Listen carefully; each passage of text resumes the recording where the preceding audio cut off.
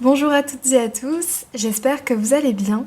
Aujourd'hui, nouvel épisode, en ce mois d'août, il fait sans doute super chaud, je ne sais pas, parce que quand j'enregistre cet épisode, on est fin juin. Désolée, je prends un peu d'avance. Je vais parler des dramas que je regarde en ce moment, c'est-à-dire en juin, donc sans doute plus ceux que je regarderai en août, mais peu importe, hein, il faut enregistrer les épisodes à l'avance. Donc, je vais vous parler, ça va être plutôt l'occasion en fait de vous parler de 3 dramas que j'ai commencé et presque terminé. Et j'ai donc une sélection plus ou moins variée. C'est 3 dramas dont je vais parler qui sont assez différents entre eux. Il y en a 2 qui sont coréens et un qui est thaïlandais. Je vais commencer par celui qui est thaïlandais. C'est un drama de 8 épisodes qui s'appelle Great Men Academy. L'Académie des grands hommes ou quelque chose comme ça. Et il est disponible sur YouTube et sur d'autres plateformes comme Kissasian, Dramacool, je pense. Sauf que je ne l'ai vu qu'avec les sous-titres en anglais. Je sais pas où est-ce qu'on peut le trouver avec les sous-titres en français. Je me suis tournée vers ce drama-là après m'être dit que j'avais bien envie de regarder à nouveau une boys love parce que c'est plus ou moins ça. Je mets des grandes guillemets au plus ou moins, parce que je vous raconterai après un peu le synopsis. Je vais rien vous spoiler dans cet épisode, ça va juste être une sorte d'introduction à des dramas. Et donc, je regardais une vidéo de Sam et les dramas, qui parlait du coup qui faisait des recommandations sur les boys love à regarder, et Great Men Academy en faisait partie. Je vais peut-être d'ailleurs regarder d'autres boys love par la suite, conseillés par Sam et les dramas dans cette même vidéo YouTube. Donc peut-être que je vous ferai des updates.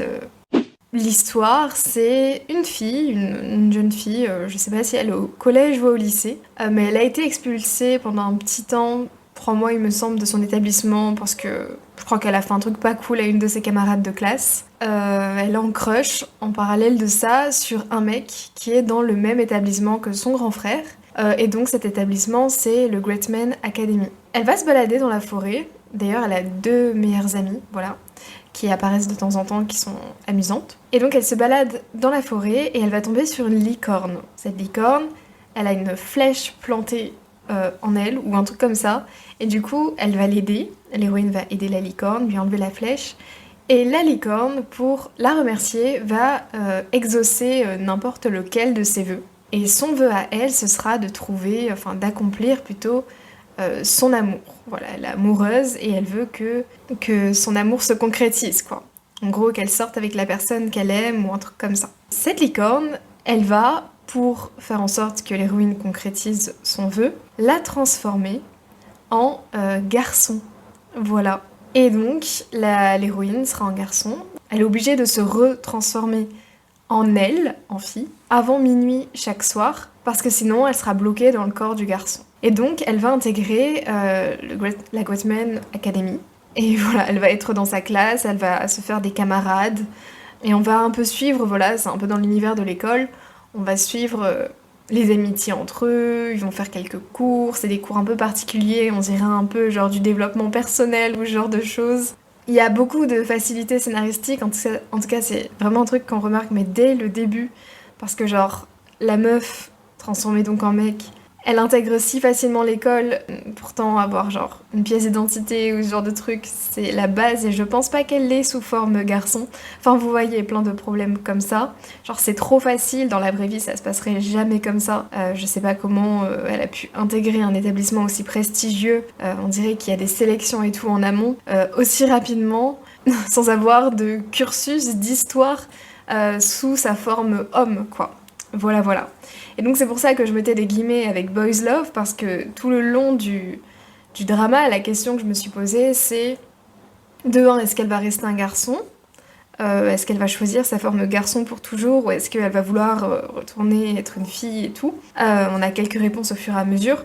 Je me suis arrêtée à l'épisode 7. Voilà, donc il me reste plus qu'un épisode à regarder pour conclure ce drama. Donc on se pose cette question, qu'est-ce qu'elle va devenir? Si son amour se concrétise, est-ce que le garçon, si elle sort avec, est-ce qu'elle va rester avec lui sous sa forme garçon? Est-ce qu'il va l'accepter sous sa forme fille? Mais du coup, est-ce que c'est vraiment une boys love? Quel est le message derrière? Vous voyez, je me suis un peu posé plein de questions du coup derrière cette idée de transformation, et sous quelle forme finalement elle vivra. Peut-être qu'elle choisira un entre-deux pour toujours, enfin bon, on sait pas du tout. Donc ce sont des questions légitimes à se poser, je pense, et c'est ça qui m'a suivi tout du long. Et pour donner mon avis, même si j'ai un peu donné déjà quelques pistes, j'ai trouvé que le drama ne mettait pas en avant ce que j'espérais voir en tout cas.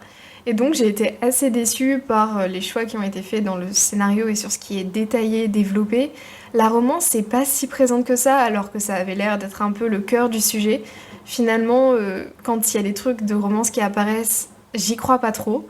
En comparaison avec Bad Buddy, la première et seule boys love que j'ai regardée, qui était aussi thaïlandaise, je trouve que Great Men Academy est moins bien, en tout cas pour moi. Et donc, j'attends de voir ce que l'épisode final, que j'ai pas encore vu, dira et comment ça se conclura.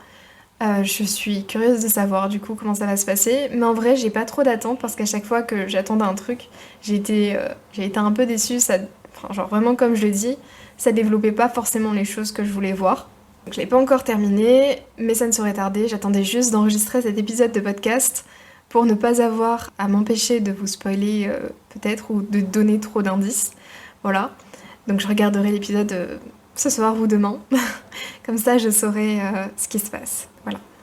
Donc ça c'était pour le premier drama thaïlandais de 8 épisodes. Voilà. Ensuite, j'ai commencé aussi un drama coréen qui est disponible sur Netflix. Cette fois, ça va être les 2 dramas coréens dont je vais vous parler, ils sont tous les 2 dispo sur Netflix. De toute façon, vous savez, moi, c'est ce sur quoi je regarde le plus les dramas, sur cette plateforme-là. Et donc, ça s'appelle Miss Night and Day. Donc la madame de la nuit et du jour. C'est un drama vraiment standard dans le sens où il y a 16 épisodes.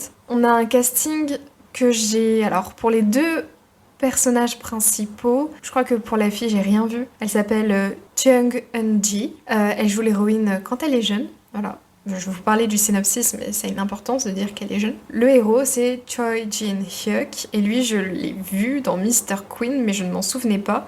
J'ai juste vu qu'il apparaissait dedans. Et il joue le héros, qui est un procureur. Voilà. Ensuite, on a une autre actrice qui s'appelle Lee Jung-eun, et elle joue l'héroïne quand elle est plus âgée. Elle est dans plein de dramas. Si vous avez déjà vu des dramas coréens, en tout cas au moins 5, je pense que vous avez dû la rencontrer. Elle est très connue pour jouer les mamans, les servantes, dans Mr. Sunshine par exemple. Enfin bref, plein de choses comme ça, et j'aime beaucoup cette actrice. Ce drama coréen, ça parle en gros, et c'est pour ça que j'ai cliqué dessus un peu par curiosité. L'héroïne est une jeune femme de 27 ou 28 ans, je crois qu'elle a 28, qui cherche un boulot parce que je crois qu'elle a eu des problèmes au cours de ses études, elle a eu du mal à valider son cursus, mais elle a pas lâché prise. Mais maintenant qu'elle a fini ses études, elle est trop âgée pour rentrer dans le monde du travail et on lui ferme toutes les portes. À chaque fois qu'elle fait des entretiens, ça se termine mal, on la choisit pas. Ses parents sont un peu désespérés. Moi, je pensais au départ que c'était genre un truc génétique et que c'était comme ça depuis toujours, mais en fait, c'est un événement qui va se passer. L'héroïne va acquérir une sorte de super pouvoir qui est plus handicapant au départ qu'autre chose. C'est le fait de se transformer en elle plus âgée. Donc on reste dans le même temps, à la même époque, sauf que son corps va changer. Elle va gagner 40 ans en plus, 30 ou 40 ans en plus. Et donc c'est là que l'actrice Lee Jung-eun va l'interpréter. Elle va être sous cette forme-là le jour, en personne âgée, et la nuit, quand le soleil se couche, elle va redevenir la jeune de 28 ans. Voilà. Elle va aussi rencontrer donc le procureur, le héros. Quand on parle en général de procureur dans un drama, on s'attend à ce qu'il y ait derrière le mood drôle, parce que c'est un peu ça aussi, le mood drôle, léger du drama. Quand il y a un procureur en général, c'est qu'il y a genre un truc sombre qui va être exploité derrière et que cette personne est en train d'enquêter sur quelque chose, et souvent des meurtres. Par exemple, dans Stronger de Mong Soon, il y avait le pote qui était policier, et du coup, genre, on voyait que même si c'était super drôle dedans, dans le drama, il y avait plein de trucs sombres derrière, avec la drogue et tout. Là, on sent aussi un peu ça en amont. J'ai vu que les 2 premiers épisodes. J'ai commencé le 3e tout à l'heure. J'ai pas vu les autres, ils sont pas encore sortis au moment où j'enregistre, de toute manière. Enfin, les autres, à part le 3 et le 4, qui sont sortis il y a 2-3 jours quand j'enregistre. Elle va devoir un peu dealer entre ces 2 formes-là, jeune et âgée, Déjà, ça va être dur pour son entourage de rencontrer une personne, de voir qu'il y a une personne âgée chez eux. La scène est très amusante où les parents sont là en mode mais qui est cette femme qui est chez nous? Je vous laisserai la voir et me dire ce que vous en pensez, surtout au bureau de police. C'était très drôle. Et aussi, ce qui est intéressant de voir, c'est qu'en fait, et ce qui est triste aussi, c'est de voir sous sa forme âgée, en fait, ce qui va l'aider surtout, c'est de pouvoir concrétiser en quelque sorte ce qu'elle n'a pas pu faire dans sa vie de jeune fille. Et donc avoir un boulot très facilement. Il y a des programmes, vous savez, pour les personnes plus âgées, pour les intégrer dans le monde du travail et tout. Et comme elle est encore jeune et tout, en elle et au niveau de son énergie aussi, eh bien ça va l'aider quoi. Je sais pas trop comment ça va évoluer, ce drama, comment ça va se passer pour elle. Est-ce qu'elle va garder ce super pouvoir jusqu'à la fin ? En vrai, je pense que comme elle l'a gagné, elle va sans doute aussi le perdre à un moment. C'est une hypothèse que je fais. Évidemment, il va y avoir une romance avec le procureur. Je sais pas trop comment ça va se passer, mais je pars sur une romance standard avec genre un bisou à un moment donné ou deux, et après une romance assez platonique. On verra si je me trompe.